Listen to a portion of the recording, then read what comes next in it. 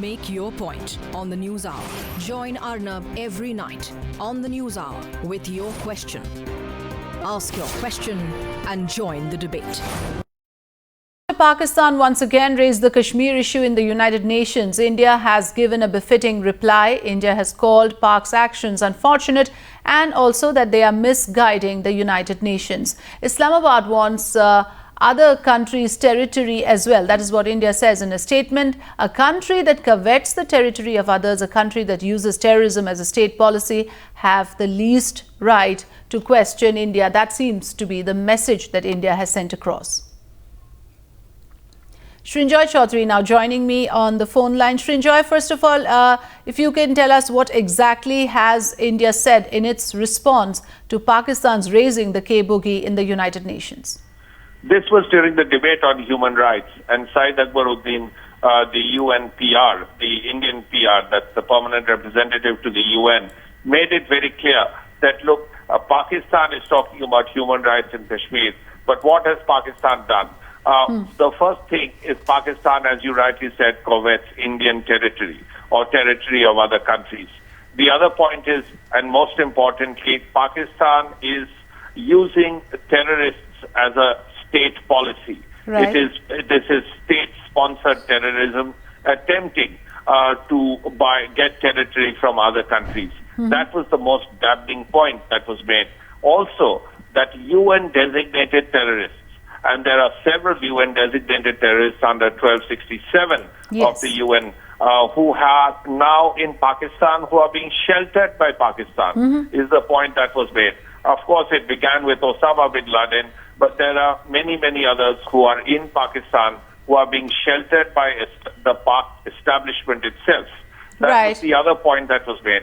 And finally, Akbaruddin made it very clear that this was not acceptable because Kashmir was definitely part of India. There was no way that Pakistan could involve itself in Kashmir.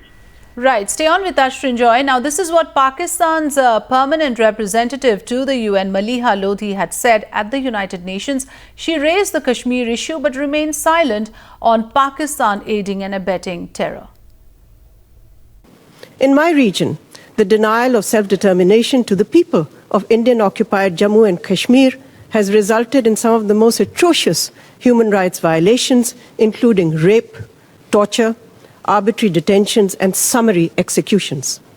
Its most chilling recent example is the extrajudicial killing last week of a Kashmiri leader, shot to death by Indian forces along with scores of innocent Kashmiris. The occupation forces in Indian-held Jammu and Kashmir are resorting to these brutal acts to suppress the right to self-determination of the people of Kashmir.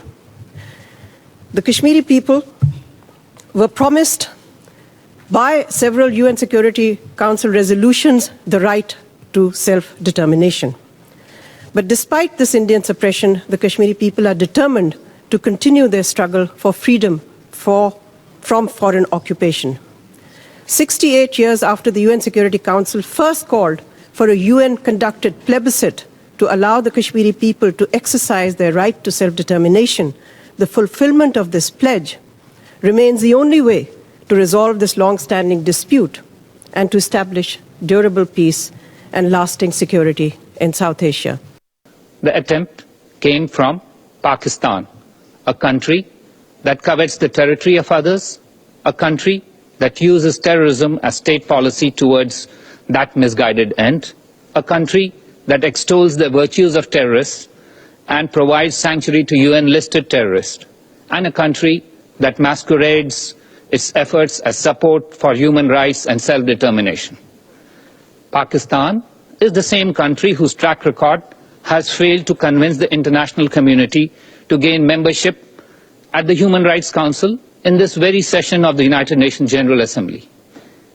The international community has long seen through such designs. Cynical attempts like the one this morning, therefore, find no resonance in this forum or elsewhere in the United Nations. As a diverse, pluralistic and tolerant society, India's commitment to the rule of law, democracy and human rights is enshrined in its founding principles, and we remain strongly committed to the promotion and protection of all human rights for all through pursuit of dialogue and cooperation.